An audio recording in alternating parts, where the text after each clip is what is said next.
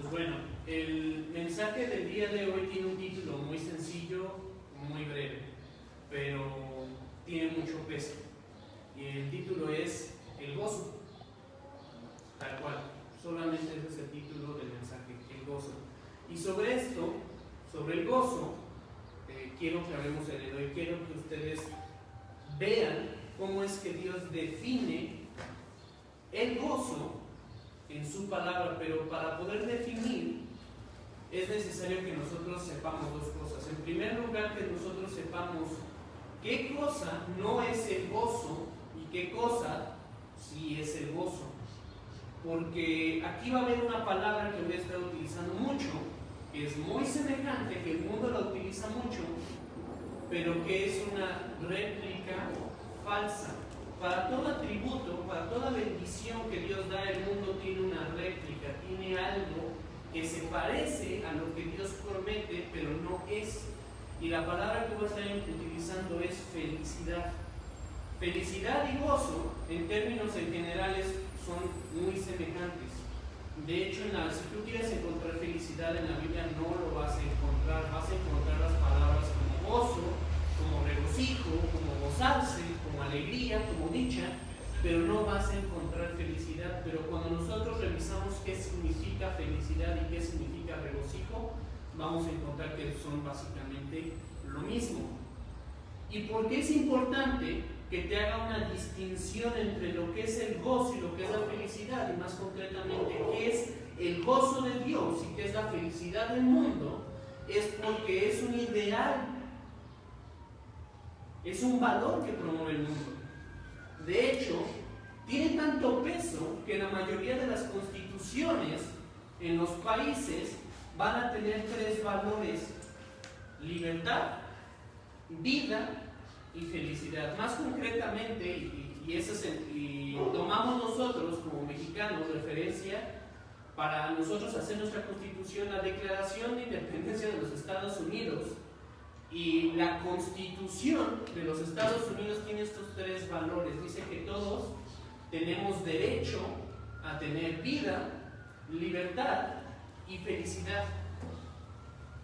Estos valores son en lo que gira el mundo el día de hoy. No conozco ninguna persona que no viva porque desea ser feliz. Entonces, quiero dejar en claro primeramente esto. O sea, voy a estar utilizando felicidad y gozo como sinónimos, pero al punto al que quiero llegar es que tú entiendas lo que Dios conoce por gozo, lo que Él entiende por gozo y qué es bíblicamente, ¿sí? Entonces, en una primera parte del mensaje quiero que veamos cuál es el contraste, quiero que veamos tal cual es la adversidad en contra del gozo de Dios, ¿sí? Para comenzar, pues quiero hacer esta distinción de palabras. Necesitamos saber distinguir qué es la felicidad en los términos de Dios, o qué es el gozo en los términos, y qué es la felicidad en términos del mundo. Es común que en el mundo encontremos a gente que viven y se esfuerzan para ser felices. Dedican largas horas de trabajo, sacrifican su esfuerzo, sacrifican su dinero, procuran ciertas relaciones o buscan que se propicien ciertas situaciones porque desean encontrar la felicidad. La frase "quiero ser feliz" está escrita en el corazón de todas las personas que habitan esta tierra. Sea que lo externen en palabras o no, sus actos nos hablan de que constantemente están buscando felicidad. El mundo y sus habitantes giran en torno a esto, a la felicidad. Por eso Satanás tiene tanto poder sobre la gente del mundo, porque el mundo y sus sistemas ofrecen mil y un maneras de ofrecer felicidad a través del pecado. Una de las promesas, una de las falsas promesas que tiene implícita la desobediencia a Dios es obtener felicidad inmediata. La gente que está cautiva de algún tipo de vicio, de algún tipo de relación, de algún tipo de sentimiento, no lo hace porque se siente recreado en él, es porque eso le está dando una promesa inmediata de felicidad. Y también es muy común que entre los creyentes, que entre los cristianos, se escuche la expresión de estoy feliz por esto o por aquello. Y es muy común, más de lo que ustedes creen, observar a creyentes que se empeñan en hallar felicidad sobre esta tierra. Y no es que esto esté mal propiamente. El deseo de ser feliz, y por ahora voy a estar utilizando esta palabra, felicidad, es algo que Dios depositó en cada uno de nosotros, pero es muy necesario que tú medites el día de hoy y que seas muy honesto para saber si las motivaciones y las metas que tú tienes para alcanzar esa felicidad son las mismas que tiene el mundo. Tienes que ver si tus aspiraciones a ser feliz son exactamente las mismas que tiene el mundo y que tienen las demás personas que no conocen a Dios.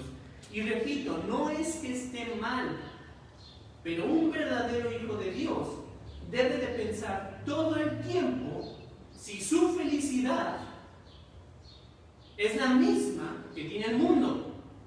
Y si sus motivaciones para hacer algo o para dejar de hacer algo son bíblicas o son mundanas.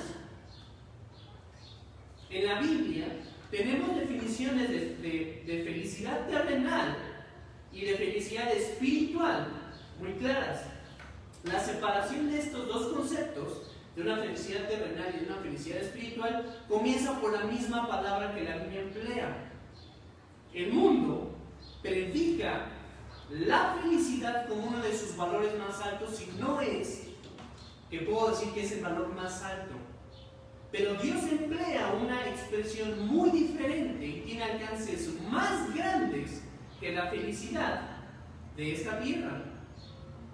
En la Biblia, la felicidad espiritual se va a expresar como gozo. Y se nos describe en numerosas partes del Antiguo y del Nuevo Testamento. Y se dice en estos fragmentos, en estas partes, cómo es que el gozo es diferente de la felicidad terrenal. Entonces aquí hicimos la primera diferencia, ¿no? El mundo ofrece felicidad, Dios da gozo. La segunda distinción está en las motivaciones o en las causas de estas dos expresiones de felicidad y de gozo. Por una parte, la felicidad terrenal depende de objetos, de circunstancias en específico.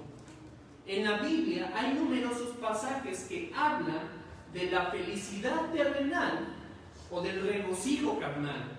Y quiero darte dos pasajes para ejemplificarte esto. Uno se halla en Éxodo y otro se halla en Lucas. Tanto en el Antiguo como en el Nuevo Testamento se habla de la felicidad como una dicha, como un tipo de placer que se experimenta a través de la obtención de bienes y por medio de lo que nuestras manos pueden hacer. Un ejemplo de esto lo hallamos en Hechos, donde se relata este pasaje de Éxodo, pero estoy utilizando Hechos porque aquí se resume de una forma más clara. Y se relata en este pasaje de Éxodo y de Hechos la liberación del pueblo de Israel y de su viaje al monte Sinaí. El monte Sinaí fue este monte donde Moisés ascendió. Dios le dio las tablas de la ley y Moisés descendió para decirles cuál era la ley de Dios. Este pasaje resume lo que sucedió en ese fragmento de Éxodo y el momento en el que Moisés desaparece por 40 días en el monte y por 40 días el pueblo de Israel se queda a la espera de ver qué es lo que iba a pasar. Y dice Hechos capítulo 7, versículo del 37 al 41. Este es aquel Moisés que estuvo en la congregación en el desierto con el ángel que le hablaba en el monte Sinaí y con nuestros padres, y que recibió palabra de vida que darnos, al cual nuestros padres no quisieron obedecer, sino que le desecharon, y en sus corazones se volvieron a Egipto. Versículo 40, cuando dijeron a Aarón, haznos dioses que vayan delante de nosotros, porque a este Moisés que nos sacó de la tierra de Egipto, no sabemos qué le haya acontecido. Entonces hicieron un becerro, y esta última frase del versículo 41 te la subrayo, y ofrecieron sacrificio al ídolo, y en las obras de sus manos se regocijaron. ¿Qué está pasando en este pasaje y cómo es que relacionamos este pasaje con la felicidad? Quiero que prestes atención a los detalles de lo que acabamos de leer, porque es necesario que tú sepas que la felicidad terrenal se da en presencia de un acto y de una circunstancia en específico. En primer lugar, vemos que la felicidad, si queremos verlo de esta forma, o el regocijo terrenal, se relaciona con dos acciones que menciona el versículo 41. Idolatría y la obra de la mano de los hombres. Al respecto de esto, el versículo 41 nos habla de un acto en tres partes. Dice en primer lugar que por una parte se ofrece o se dedica a algo. En este caso, el pueblo ofreció un sacrificio. En segundo lugar, por otra parte, alguien recibió esa ofrenda. En este caso, según el pasaje, según estos versículos de Hechos, lo recibió un ídolo. Y en tercer lugar, se dice que se obtuvo una recompensa, ¿no? Y es lo que lo está diciendo el versículo 41, ¿no? Dice, se regocijaron el pueblo de Israel por la obra de sus manos. Ese regocijo del que habla en Hechos 7 debemos de entenderlo como felicidad. El pueblo de Israel experimentó felicidad, experimentó una dicha por medio del mundo y por medio de algo que no consideraba a Dios en absoluto. ¿Sí? En segundo lugar, este pasaje menciona un contexto en específico. Dice el versículo 40 de Hechos, haznos dioses que vayan delante de nosotros, porque este Moisés que nos sacó de la tierra de Egipto, no sabemos qué le haya acontecido. Entonces, se habla de que las acciones que mencionamos, que les acabo de mencionar, ofrecer un ídolo, ofrecer un sacrificio, un ídolo para regocijarse, esas acciones ocurren en un tipo de circunstancia, en un tipo de contexto. ¿Cuál es ese contexto? La impaciencia. En ausencia de Dios y de su mensajero, que en este caso era Moisés, pues ellos se quedaron 40 días así a la espera, diciendo, pues ya no sabemos qué pasó, no sabemos si se murió o no. Entonces, ellos buscaron algo que les diera la satisfacción que solo Dios podía darles. Ellos dijeron, como Dios no está, entonces tú, Aarón, hermano de Moisés, haznos un Dios que nos responda ahora y que nos dé lo que nosotros queremos ahora. Entonces, en un primer acercamiento para definir la felicidad del mundo, podemos decir que esta depende de que nosotros hagamos algo para obtener algo ahora y que no espera ni el tiempo ni los términos de Dios. Y para obtener esa dicha, obtener esa felicidad terrenal, es necesario que acudamos a alguien que no es Dios. ¿Hasta ahí vamos bien? Entonces, en este primer pasaje de hecho se le está diciendo que alguien hizo algo, le dio algo a alguien para obtener felicidad. Y ese alguien no era Dios. Vamos aquí, ¿no? En orden, ¿no? Este primer punto que te estoy exponiendo en Hechos es la primera exhortación del día, hermano. No está mal que busques felicidad en tu vida. Ese deseo, Dios lo puso en tu corazón por un motivo. Pero si hasta ahora tú eres una persona que vive para desear todo lo que te rodea, todo lo que ves que tiene el mundo y todo aquello que te hace sentir bien o que te da un sentido de realización personal, estás yendo en camino equivocado. Como te dije, esa necesidad Dios la puso por un motivo, pero no se suple en lo que te rodea. Ahora, si algo nos enseña este pasaje, es que algo característico de un hombre que no conoce a Dios, o que con sus actos profesa que no conoce a Dios, es que este hombre fabrica su felicidad. Como el ser humano no ve a Dios, ni sabe si Él va a hacer algo para darme lo que yo quiero ahorita, entonces va a hacer con sus manos todo lo que esté a su alcance para lograr satisfacción personal. Ese deseo cumplido en otra persona que no es Dios tiene por nombre idolatría. Por eso se está diciendo que ellos ofrecieron sacrificio a un ídolo, porque suplieron a Dios que los iba a proveer por alguien más. Y ese deseo desenfrenado por obtener felicidad en el mundo tiene por nombre codicia. ¿Sí? ¿Vamos bien? ¿Se va entendiendo? Analiza esto y piénsalo con mucha honestidad en tu vida. ¿Eres una persona que espera a que Dios obre en ti, o siempre te ves en la necesidad de fabricar tu felicidad? ¿Eres una persona que constantemente tiene un exceso de iniciativa con Dios? Bueno, como yo no veo que Dios está actuando, entonces pues le voy a dar una ayudada, ¿no? Le voy a sugerir a esta persona, o voy a mover acá esto para ver si Dios se apura. ¿Pasa esto? Piénsalo en los términos de Dios. ¿Por qué haces lo que haces? ¿Cuáles son los instrumentos que tú utilizas para obtener felicidad? Ahora, el pasaje más claro sobre la felicidad terrenal lo hallamos en Lucas 12.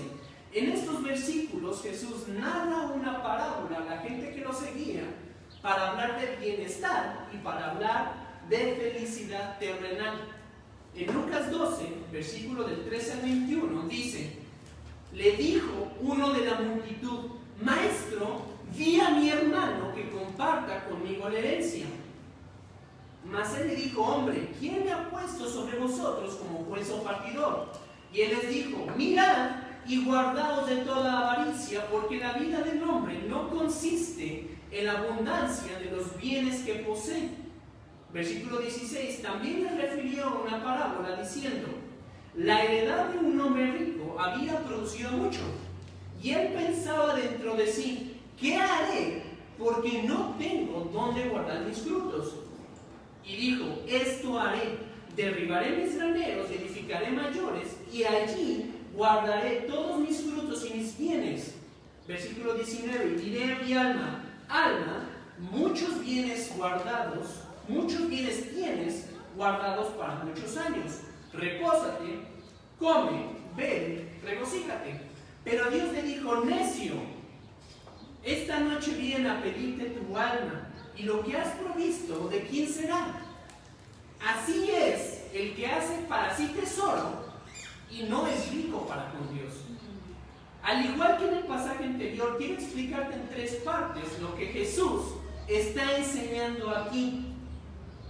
Un hombre de entre la multitud se acerca y le pide a Jesús que utilice su autoridad como maestro para obligar a otra persona a que le dé parte de sus bienes.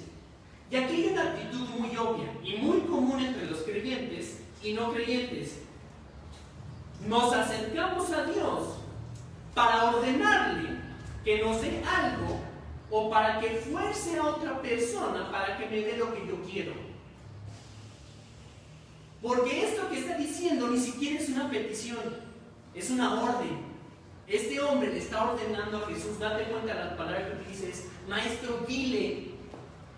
No es como el leproso que dice: si quieres puedes sanarme, ¿no? Dice: maestro, dile, oblígalo, convéncelo. Más allá de lo obvio, quiero que veas la forma en la que Jesús percibe la búsqueda o el afán que tiene el hombre por la felicidad terrenal. Dice el versículo 15: mirad y guardaos de toda avaricia. ¿Recuerdas lo que leímos antes en Hechos 7 sobre los hijos de Israel? En ese pasaje de Hechos, que alude a Éxodo, dice que ellos acudieron a la idolatría, ¿sí?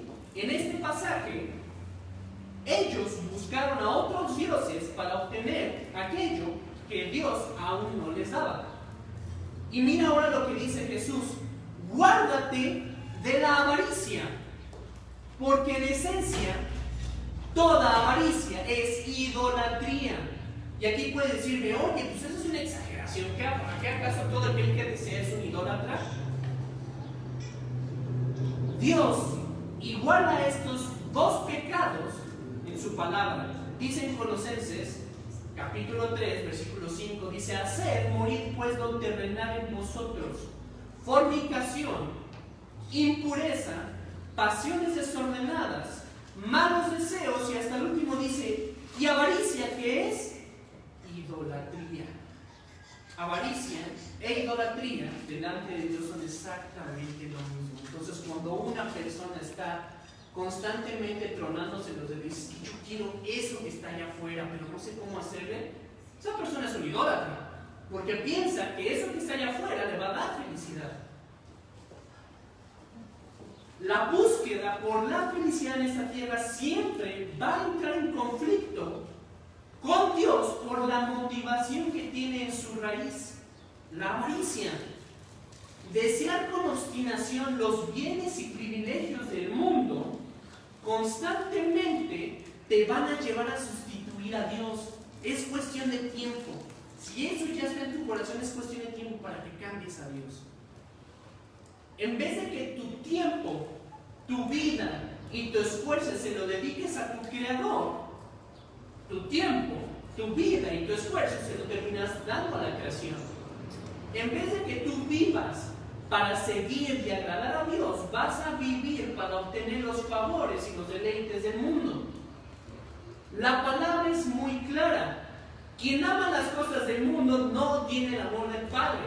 Y esto lo dice Juan en su carta, en su primera carta. Las cosas el amor a este mundo no es el amor de Dios. Y las cosas del mundo son el deseo de los ojos, el deseo de la carne y la vanagloria de la vida. Toda búsqueda por la felicidad en esta tierra, por más honesta y bonita que parezca, tiene como motivación la avaricia. No te dejes engañar, por más honesto que parezca, si es de este mundo, es avaricia. Depende de un Dios de este mundo. Escúchame muy bien lo que te estoy diciendo. La felicidad terrenal siempre tendrá en su centro la idolatría, porque te lleva a cambiar las cosas de Dios por las cosas del mundo. Tú desechas las metas de Dios para aspirar por las metas del mundo. En tanto, Dios te dice como una obligación, en lo que leímos ahorita de Colosenses, que debe de morir, como una obligación, tiene que morir lo terrenal en ti. El mundo te dice, no, que viva lo terrenal en ti, solamente vives una vez, you only live once, YOLO. Eso es lo que dice el mundo. ¿O miento? Lo predican y lo practican. No se puede servir a Dios y al mundo porque los deseos de cada uno son opuestos. Ahora te dije, de este pasaje del que estamos leyendo de Lucas 12, me interesa el enfoque de Jesús. Y te dije que ese enfoque tiene tres partes. La primera la hallamos en el versículo 15. Jesús dijo, la vida de un hombre no consiste en la abundancia de los bienes que posee.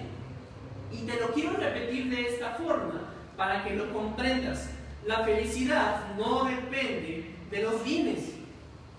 O mejor dicho, la felicidad de un cristiano no puede ni debe de consistir en objetos, en personas o en circunstancias.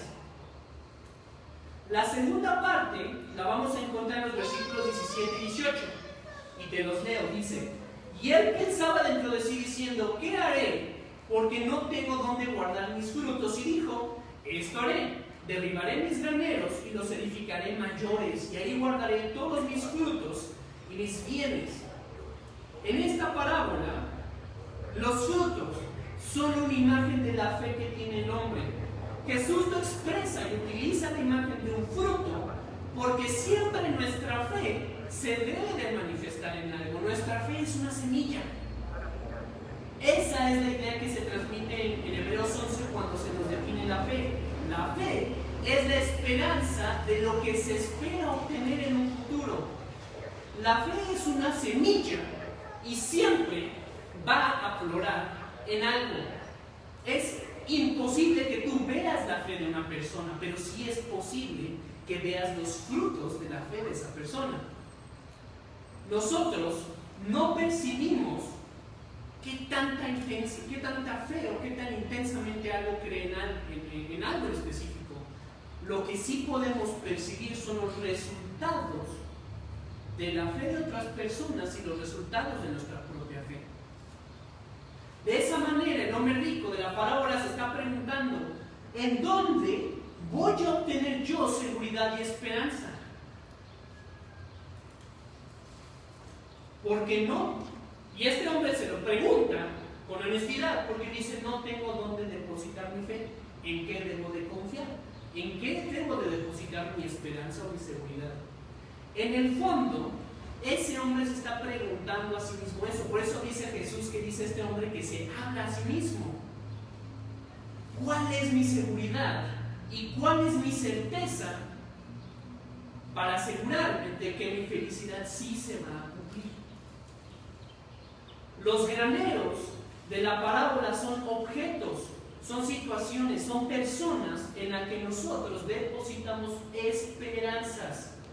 De forma que cuando este hombre dice en el versículo 18, derribaré mis graneros y haré mayores, lo que este hombre en el fondo y en esencia está diciendo es, ya sé, me voy a hacer de más cosas y de mejores objetos, de mejores relaciones y de más expectativas en esta tierra para asegurarme de que voy a ser feliz. Porque ahí dice, allí voy a guardar mis frutos y mis bienes. Ahí dice, lo que está diciendo es, allí, en esos objetos, en esas circunstancias, en esas personas, voy a depositar, ahí voy a guardar mi fe y mis esperanzas. Por eso cuando este hombre consigue mayores bienes, termina diciendo esto, alma, muchos bienes tienes guardados para muchos años. Repósate, come, bebe, y hasta el final, ¿qué termina diciendo? Regocíjate. Lo que se dijo a sí mismo, este hombre rico, es, ya tienes los objetos, las relaciones y las circunstancias que deseabas. Ahora puedes relajarte y disfrutar. Y lo que dice al final del versículo 19 es, regocíjate, es decir, ya puedes ser feliz. Hermano, la felicidad terrenal siempre se va a relacionar con la capacidad que tú tengas de depositar tu fe en algo o en alguien, y que evidentemente no son Dios. La fe en la seguridad que provee las cosas va a producir felicidad dentro de mí. Mientras más seguridad me dé, más feliz voy a estar. Mientras mejor sea mi trabajo, más feliz me voy a sentir. Mientras más estables sean mis relaciones, más feliz me voy a sentir. Mientras menos conflictos tenga, más feliz me voy a sentir. Pero esa fe y esa seguridad, ¿qué crees? No están fundadas en Dios. Quiero que sea la segunda exhortación del día. No es malo el trabajo, no es malo tener buenas cosas en tu casa, no es malo contar con buenas relaciones. Pero ¿qué tantas de esas cosas que tú tienes o que crees tener son la fuente de tu felicidad y de tu seguridad? ¿Qué tanto de eso te está garantizando, te está creyendo que te da la garantía de que vas a ser feliz? ¿Qué tan común es que tú pienses que cuando tenga esto o aquello, o cuando esto pase, voy a ser feliz? ¿Qué tan frecuente es ese pensamiento en tu vida? Yo hace algún tiempo conocí a una persona que me decía, ¿no?, que tenía una idea muy extraña con su peso. Me decía, cuando yo pese 52 kilos, mi vida va a ser feliz. No. Hay gente que me ha llegado a decir, cuando yo salga de la carrera, voy a ser feliz. Cuando yo llegue a esta empresa, voy a ser feliz. ¿Y qué creen que es lo que pasa cuando llegan? Se dan cuenta que no son felices. Hazte este planteamiento. Si tú el día de hoy perdieras tu trabajo, perdieras tu casa, perdieras a tu familia, perdieras los planes de tu vida, ¿te sentirías igual de feliz? Si la respuesta es no, eso significa que esas cosas que tú tienes en la tierra son la fuente de tu fe, son la fuente de tu esperanza y finalmente son la fuente de tu felicidad. Eso fue en esencia lo que pasó con Job. Job, cuando empezó a perder las cosas, él dijo, bueno, pues Jehová dio, Jehová quitó, o sea, el nombre de Dios bendito. Pero cuando empezó sistemáticamente a quitarle a su familia, sus bienes, su salud y su expectativa de un futuro, entonces él le dijo, creo que Dios no es tan bueno como yo pensaba. Y más aún empezó a decir, tú tienes la culpa, Dios, tú tienes la culpa, tú eres el culpable de esto.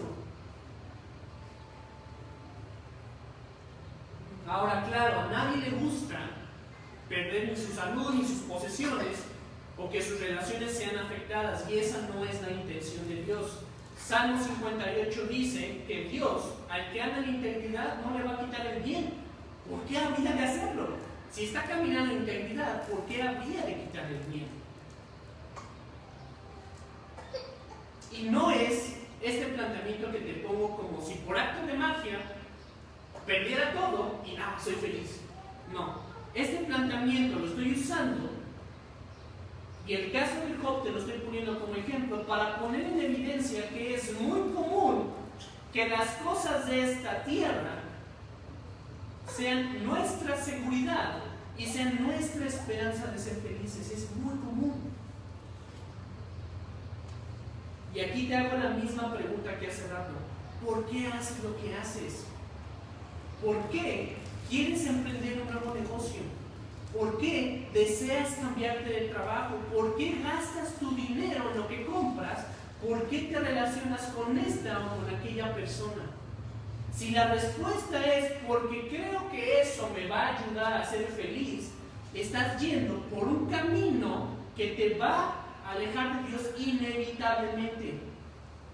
Ahora te dije, me importa que veas la percepción de Jesús sobre este deseo de hallar la felicidad en esta tierra y no en Dios. Dice el versículo 20, pero Dios le dijo, necio, esta noche vienen a pedirte tu alma y lo que has provisto, ¿de quién será? Así es el que hace para sí tesoro y no es rico para con Dios. ¿Qué es lo que Dios piensa cuando ve nuestra búsqueda de felicidad y ve nuestro afán por realizarnos en esta tierra?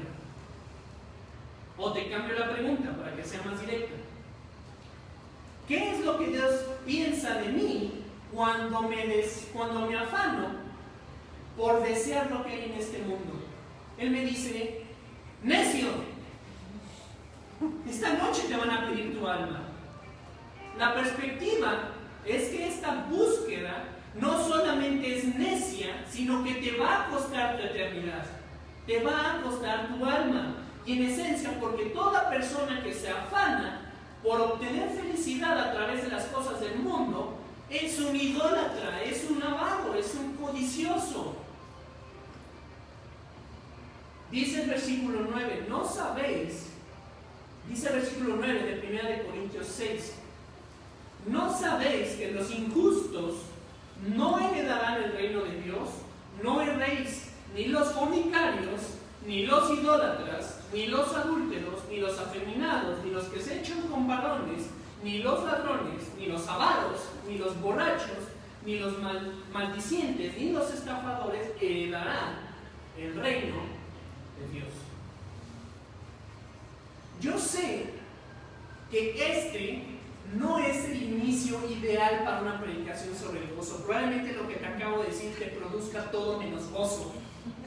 Sé que es un poco duro, pero es necesario que sepas qué no es el gozo para que entonces puedas comenzar a preguntarte, bueno, entonces, ¿qué sí es el gozo? Porque pueda que lo que esté pasando en tu vida es que de pronto te va en el trabajo y dices, sí, esta semana me siento muy gozoso en el Señor, ¿no? Pueda que esté pasando eso, y pueda que ni siquiera tú hayas aprendido a distinguir cuál es el gozo de Dios de la felicidad que ofrece este mundo. Y pueda que tú empieces a juzgar la calidad de tu relación con Dios porque no te sientes gozoso o no te sientes feliz. Y dices, pues entonces mi relación con Dios no es buena, no me siento gozoso, pero porque en realidad lo que está pasando en tu vida es que no te sientes feliz. Porque no conoces aún el gozo de Dios. Podemos caer en la trampa de pensar que tenemos gozo cuando en realidad lo que hay es deleite carnal en nuestras vidas. Hay muchas cosas allá afuera que se disfrazan como gozo, como una dicha buena y pura, pero su fin es camino de muerte. La felicidad del mundo inevitablemente te va a apartar de Dios.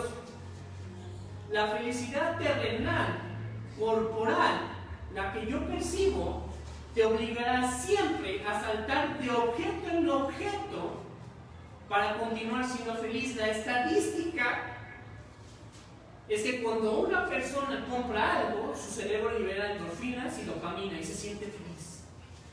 Y esa sensación dura 3 días. ¿Qué es lo que tiene que hacer esa persona para volver a ser feliz? Comprar más. ¿Y qué le va a durar? 3 días. ¿Y qué va a hacer después? Comprar. Y déjame hacerte una pregunta: ¿y cómo lo hacen los pobres?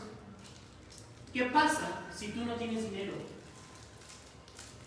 O para una persona, la estadística dice que la sensación de enamoramiento dura de 1 año y medio a 3 años. ¿Qué pasa cuando una persona era feliz porque estaba enamorada y de pronto llega a ese límite del año y medio a los 3 años y dice, no soy feliz? ¿Qué hace? Brinca a otra relación. Y para ser feliz, entonces, ¿qué es lo que tiene que hacer? Brincar a otra relación.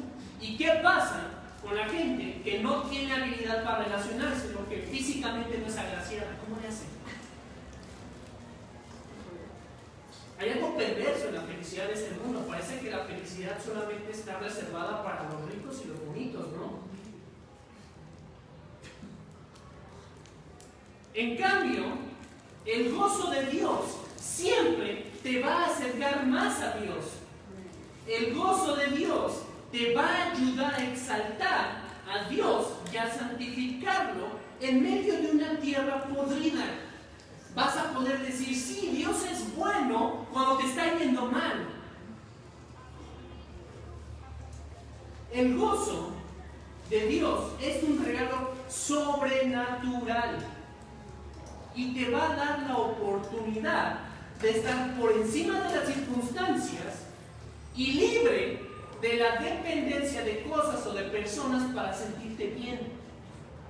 El gozo de Dios rompe la lógica del mundo, porque la felicidad depende de obtener más y más objetos.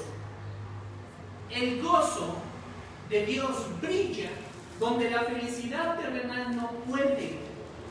En medio de la dificultad, en medio de la pobreza, en medio de la carencia y en medio del fracaso. El gozo de Dios se va a perfeccionar porque Dios lo produce donde no debería de haberlo. Un cristiano constantemente te va a decir, pues, tengo lágrimas en mis ojos, pero tengo gozo en mi corazón. Porque Dios produce gozo donde no lo hay. No tendría que haber motivos para que esa persona esté gozoso, no obstante, está gozoso. El gozo en la vida de un creyente no es un sentimiento, no es un plus, no es como un bono extra, ni es un accesorio. El gozo es una parte fundamental en la vida de toda persona que se llame a sí mismo cristiano, no solamente porque es la fuerza que te va a motivar a seguir adelante en Cristo, sino porque el gozo es parte del carácter de Dios.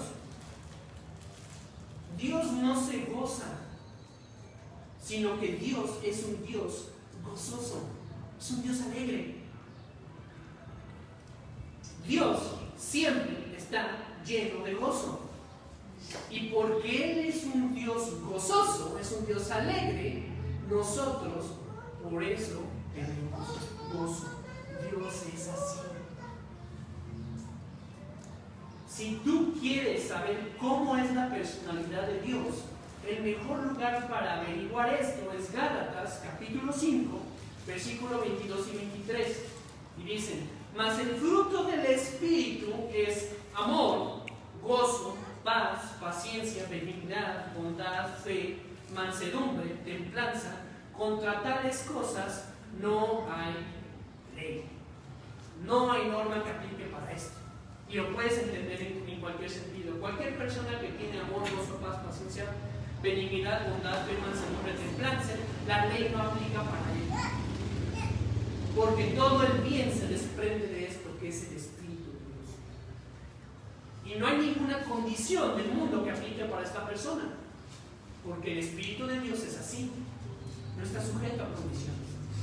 Así es la personalidad de Dios, y así tiene que ser la personalidad de un cristiano. Escúchame muy bien, no hay tal cosa como que este cristiano es gruñón. Ay, es que mi primo es cristiano pero es muy enojón, o este cristiano está amargado. Eso no existe, no puede existir. Cristo no es enojón, Cristo no es amargado. Hay cristianos gozosos porque su Dios es gozoso. Si un cristiano no tiene gozo es porque algo está pasando en la vida de esta persona. Dios no está obrando todavía ahí. O hay algo muy serio que está bloqueando el gozo de esa persona. El gozo debe de ser parte de ti porque tú has nacido de Dios y porque Él está formando su personalidad en ti. Y esto sucede tal cual como los genes en el nacimiento, ¿no? El hijo es así porque el padre es así. Kesia evidentemente es así, no por mí, sino porque es completamente como su mamá. Kesia tiene ojos azules y tiene el cabello bonito y es blanquita porque Dulce es exactamente igual. Todos los atributos del padre pasaron al hijo. Así como el hijo termina siendo físicamente lo que el padre es, el hijo de Dios termina siendo espiritualmente lo que el Padre celestial es. Sí hay una genética espiritual y esta genética espiritual es la que está en Gálatas 5, 22 y 23. Esos son los genes de Dios en tu vida. Por eso, el día de hoy quiero mencionarte aspectos muy sencillos para que tú conozcas, detectes y ejercites el gozo de Dios en tu vida. Y esto te lo voy a mencionar. Estos son los aspectos que te quiero mencionar. El primero tiene que ver con nacimiento. El segundo tiene que ver con permanencia. El tercero tiene que ver con obediencia. Y el cuarto tiene que ver con conocimiento.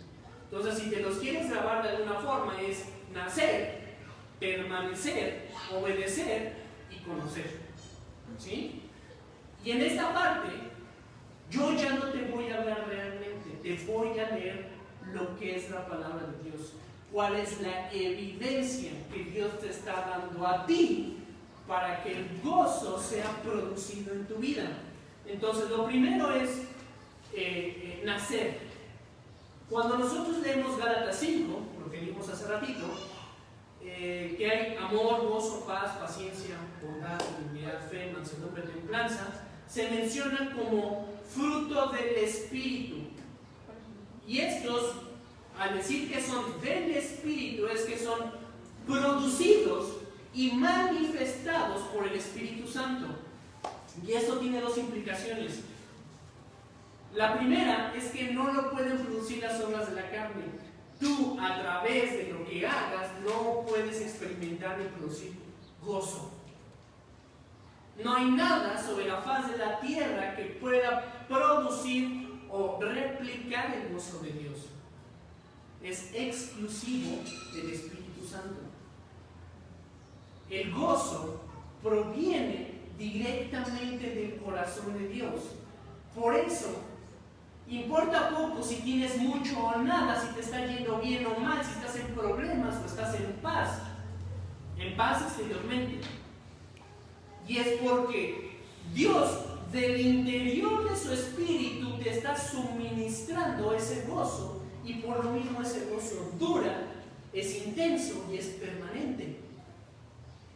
Ahora, un detalle que debemos de considerar al hablar del fruto del Espíritu es que es un solo fruto, no son los frutos del Espíritu. No es como si en la vida de una persona de, bueno, ya generé un poco más de amor, pero no, la paciencia y la templanza pues están todavía chiquitos, no son todavía botoncitos, apenas están saliendo. No, es un fruto, es uno solo. De la misma forma en la que tú jamás vas a encontrar que un árbol produzca por una rama, por un lado en una rama semillas, en otra rama cáscara y en otra rama la pulpa, así como tú no lo vas a ver así fraccionado, debes de entender que el gozo, al igual que el gozo, la paz, la paciencia, bondad, benignidad, fe, mansedumbre, templanza, van a ser producidas por completo, de forma equivalente. De la misma forma en la que tú ves en la naturaleza que un árbol produce una manzana completa, el fruto del Espíritu es completo. No es solamente uno o por partes, es uno. En tu vida debe de aflorar, literalmente como las flores, debe de aflorar junto al gozo, el amor, la paz, la bondad, la fe, la mansedumbre, la templanza. Ahora, ¿por qué hay ocasiones en que nosotros podemos verlo más manifestado en algunas partes que en otras? Y es que el fruto del Espíritu, Dios te lo menciona porque tiene una lógica, tiene una razón de ser. Por una parte, quiero que lo entiendas tal vez como si fueran racimos de uvas, ¿sí? Entonces, tenemos un racimo de uvas en el que hay amor, gozo y paz. Esa parte del fruto del Espíritu usualmente se asocia con cómo es mi relación con Dios. ¿Cómo está mi relación con Dios? ¿Quieres ver cómo una persona dice, no, pues estoy en fuego por Dios, pero no ves que ni tenga ni amor, ni gozo, ni paz? Tú dices, no te creo. Las evidencias dicen que no es así. Porque el amor, el gozo, la paz son frutos, es un fruto, es una parte del fruto que se está produciendo directamente por cómo es tu relación con Dios. ¿Sí? Ahora, tenemos estos otros tres, que es paciencia, benignidad y bondad. Y esos siempre se van a relacionar más en cómo es el trato con nuestros prójimos. Si tú dices, no, pues estoy amando a mi prójimo, pero ni tiene esa persona ni templanza, ni mansedumbre, ni tiene paciencia, esa persona todavía no sabe cómo amar a su prójimo. Y los últimos tres, que habla de fe, mansedumbre, templanza, se están relacionando de la relación que tenemos nosotros con nosotros mismos, hacia adentro. Y todo esto son consecutivos. Yo no puedo mostrar paciencia, benignidad o bondad si yo primeramente de Dios no tengo amor, gozo y paz. Y es improbable que yo pueda generar fe, mansedumbre o templanza si yo no tengo primeramente amor, gozo, paz, paciencia, benignidad y bondad. Por eso es un solo fruto. Todos dependen de todos. Estas partes dependen. Por eso no crece así como que ya generé más paciencia, pero el amor como que se está quedando chiquito. No existe eso. no te engañes, o que no te engañes. Es un solo fruto.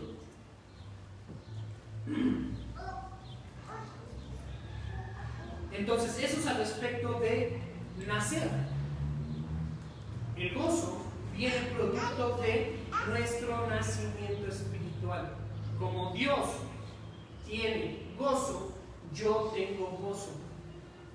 Si me estoy encontrando en la imposibilidad de generar gozo, es porque algo está estornado en tu vida espiritual o no has nacido espiritualmente.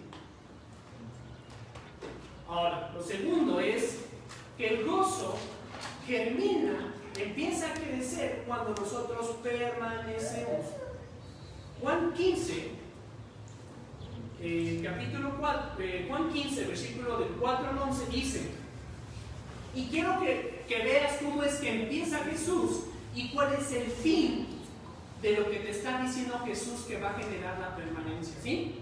Dice, permaneced en mí y yo en vosotros. Como el pámpano no puede llevar fruto por sí mismo, si no permanece en la vid, así tampoco vosotros si no permanecéis en mí. Yo soy la vid, vosotros los pámpanos. El que permanece en mí y yo en él, este lleva mucho fruto, porque separados de mí nada podéis hacer. El que en mí no permanece será echado fuera como pámpano y se secará, y los recogen y los echan al fuego y arden. Si permanecéis en mí y mis palabras permanecen en vosotros, pedid todo lo que queréis y os será hecho. En esto es glorificado mi Padre, que llevéis mucho fruto y que seáis así mis discípulos. Como el Padre me ha amado, así también yo os he amado. Permaneced en mi amor. Si guardáis mis mandamientos, permaneceréis en mi amor. Así como yo he guardado los mandamientos de mi Padre y permanezco en su amor. Ahora, dice el versículo 11, estos versículos no están ahí, pero quiero que presten mucha atención. Dice el versículo 11, estas cosas os he hablado. Cuando dice estas cosas os he hablado, está hablando de la permanencia, permanezcan en mí. Estas cosas os he hablado para que mi gozo esté en vosotros y vuestro gozo sea cumplido. Entonces Jesús te está diciendo, si tú permaneces en mí, vas a obedecer mi palabra. Si obedeces mi palabra, te vas a asegurar de que estás permaneciendo y entonces tú vas a tener gozo. Uciel, ¿por qué no tengo gozo? Bueno, ¿cómo es que estás permaneciendo en la palabra? No, pues sí, pues leo mi Biblia todos los días. Bueno, sí, perfecto. ¿Estás obedeciendo los mandamientos? Porque Jesús dice que la permanencia tiene que ver con guardar los mandamientos. ¿Estás obedeciendo? Si no estás obedeciendo, no hay genuina permanencia. Si tú permaneces, va a haber gozo. Ahora, esto es una cuestión en la que te digo, o sea, eso es algo que Dios hace. ¿Yo puedo esforzarme mucho para producir gozo? No. Si yo permanezco, soy fiel en permanecer, Dios como promesa me va a dar gozo. ¿Alguna vez tú crees que una manzana se esfuerza por crecer? No. Jesús como nos está diciendo, permanece en mí y entonces vas a tener fruto. El cristiano tiene que esforzarse así, tiene que esforzarse mucho para dar fruto. No, te está diciendo, yo soy la vid. ¿Qué es la vid? El tallo. Dice, y tú eres el pámpano, eres la ramita. ¿Qué es lo único que hace la ramita? ¿La ramita produce fruto? No. ¿Quién lo produce? El árbol, la raíz, el tronco. ¿Qué hace la ramita? Permanece. Sostiene el fruto. Permanece en el árbol y sostiene el fruto. El gozo, tú no, por más que te esfuerces, no lo vas a producir, tú vas a permanecer y resulta que el gozo tú lo vas a empezar a ganar. Tú no ves a las ramitas así esforzándose, así vibrando, así, necesito producir manzanas o higos, lo que sea. No, permanecen en el tallo y por consecuencia dan fruto. Si tú permaneces, la promesa de Dios es que tú vas a tener gozo. ¿Sí? Ahora, lo siguiente tiene que ver con la obediencia. Ya vimos de nacer, de permanecer, ahora vamos a ver obedecer. El gozo fructifica como una evidencia cuando nosotros estamos obedeciendo. Y de hecho esto está íntimamente relacionado con permanecer. ¿Sí? Dice Hechos, capítulo 5, versículo del 38 al 42. Dice, y ahora os digo, bueno, aquí te doy un poco de contexto de qué es lo que está pasando. Es el momento en el que se está comenzando a predicar el Evangelio. Jesús ya ascendió, los discípulos ya recibieron al Espíritu, ya fue el día del Pentecostés, y comienzan a predicar. Y entonces dice que Pedro y Juan estaban con otros discípulos y comenzaron a predicar. Entonces los fariseos se dieron cuenta de que su predicación era tremendísima, ¿no? Tanto así pues, que sus sinagogas se quedaban vacías. Entonces ellos van y los meten en la cárcel. Y pues, ¿qué pasa? Pues que finalmente Dios dice, pues no, yo quiero que ellos estén predicando. La cárcel es abierta por un ángel y siguen predicando. Entonces dice que los llaman, los cuestionan y les dice, no pueden estar predicando. Ahora, en ese contexto pasa esto que te voy a decir del 38 al 42. Dice, y ahora os digo, aquí está hablando el supremo sacerdote de los judíos, apartaos de estos hombres y dejadlos, porque si este consejo o esta obra es de hombres, se desvanecerán, mas si es de Dios, no la podréis destruir. No seáis tal vez hallados luchando contra Dios. Y convinieron con él, y llamando a los apóstoles, después de azotarlos, les intimaron que no hablasen el nombre de Jesús, y los pusieron en libertad. Y salieron de presencia del concilio gozosos por haber sido tenidos por dignos de padecer afrenta por causa del nombre. Y todos los días en el templo y por las casas no cesaban de enseñar y de predicar a Jesucristo. Entonces, aquí lo que está diciendo es, como no los pudieron detener, los llamaron, los golpearon. Cuando dicen que los azotaron, es que los flagelaron. Literalmente, con un pedazo de piel, abrieron la carne de sus espaldas y los dejaron ir. ¿Tú conoces a alguien que esté feliz porque lo golpean? Pero ellos, como evidencia de que habían obedecido, de que habían sido dignos de haber predicado el Evangelio, ellos, ¿qué dice el versículo 41? Salieron de la presencia del concilio gozosos. Eso no tiene sentido. El gozo fructifica como una evidencia cuando nosotros obedecemos a Dios, y esto no es de ti, esto es de parte de Dios. Ahora entonces, ¿por qué si yo hago y hago y hago, por qué no me siento gozoso? Porque regreso a lo mismo, no es algo que tú fabriques. Efesios 2 dice que las obras Dios las preparó de antemano para que anduviésemos en ellas. Entonces, las obras Dios te las tiene que dar. Cuando Dios te dice que obedezca, más te vale que obedezcas. No solamente por las bendiciones, sino porque te estás perdiendo de este gozo. Estos hombres es como para que hayan salido, me golpearon, o sea, estoy sangrando, o sea, ya manché mi única camisa con sangre, que me acaban de golpear, ¿no? No, y se salieron gozosos. ¿Y qué es lo que produjo ese gozo? Ellos obedecieron, hubo gozo. ¿Y qué es lo que produjo ese gozo? Dice el versículo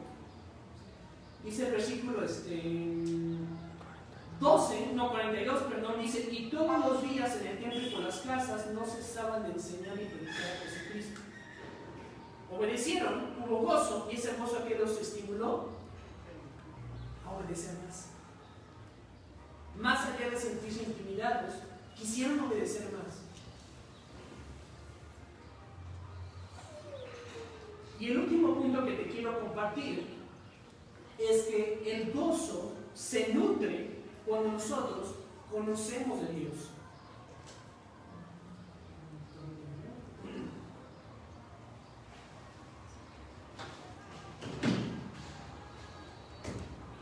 Dice en Lucas 24, versículo del 15 en adelante, aquí se está hablando cuando Jesús ya fue crucificado ya resucitó. Y dicen las escrituras, dicen los evangelios, que Él comenzó a aparecerse a ciertos discípulos. Entonces dice que los discípulos iban caminando, pues ellos estaban tristes, porque ellos pensaban que Jesús pues iba a reinar sobre todo Israel. Ellos pensaban que el reinado de Jesús iba a ser terrenal, y pues al crucificarlo pues ya no se cumplió eso, ¿no? Pues dicen que mientras ellos hablaban, dice el versículo 15, dice: sucedió que mientras hablaban y discutían entre sí, Jesús mismo se acercó y caminó con ellos, mas los ojos de ellos estaban velados para que no le conociesen. Y les dijo: ¿qué pláticas son estas que tenéis entre vosotros mientras camináis, y por qué estáis tristes? Respondiendo uno de ellos, que se llama Cleofas, le dijo: ¿eres tú el único forastero en Jerusalén que no has sabido las cosas que han acontecido en estos días? Entonces él, Jesús, les dijo: ¿qué cosas? Y ellos le respondieron: de Jesús Nazareno, que fue varón profeta, poderoso en obra y en palabra delante de Dios y de todo el pueblo, y cómo le entregaron a los principales sacerdotes y nuestros gobernantes a sentencia de muerte, y le crucificaron. Pero nosotros esperábamos que Él era el que había de redimir a Israel, y ahora, además de todo esto, hoy ya es el tercer día que esto ha acontecido. Aunque también nos han asombrado unas mujeres entre nosotros, las que antes del día fueron al sepulcro, y como no hallaron el cuerpo, vinieron diciendo que también habían visto visión de ángeles, quienes dijeron que Él vive. Y fueron algunos de los nuestros al sepulcro y hallaron así como las mujeres que le han dicho, pero a Él no lo vieron. Entonces aquí habla Jesús en el versículo 25. Entonces Él les dijo: oh insensatos y tardos de corazón para creer todo lo que los profetas han dicho. Y comenzando desde Moisés y siguiendo por todos los profetas, les declaraba en todas las escrituras lo que de Él decían. Llegaron a la aldea donde iba, y Él hizo como que iba más lejos. Versículo 29, mas ellos le obligaron a quedarse, diciendo: quédate con nosotros, porque se hace tarde y el día ya ha declinado. Entró pues a quedarse con nosotros. Y aconteció que estando con ellos en la mesa, tomó el pan y lo bendijo y lo partió y les dio. Entonces fueron abiertos los ojos y lo reconocieron, mas Él desapareció de su vista. Y se decían el uno al otro, y en esto hago énfasis: ¿no ardía nuestro corazón en nosotros mientras nos hablaba del camino y cuando nos abría las escrituras?